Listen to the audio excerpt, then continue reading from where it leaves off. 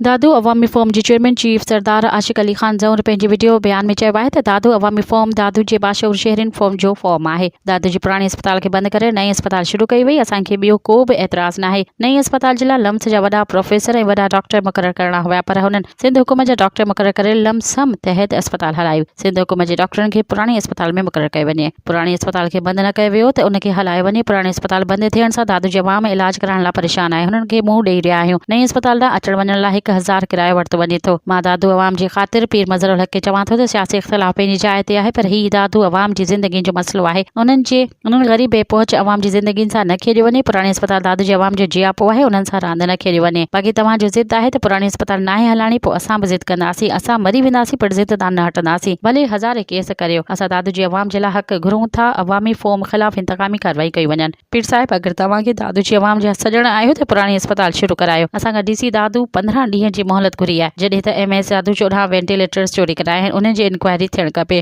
गैर क़ानूनी भर्ती थियल सिफ़ारिशुनि तां नॉन टेक्निकल मुलाज़िमनि खे हटाए वञे। MS हटाए वञे। पुराणे अस्पताल खे शुरू न कयो वियो त ॿीहर तहरीक हलाइण जो ऐलान कंदासीं।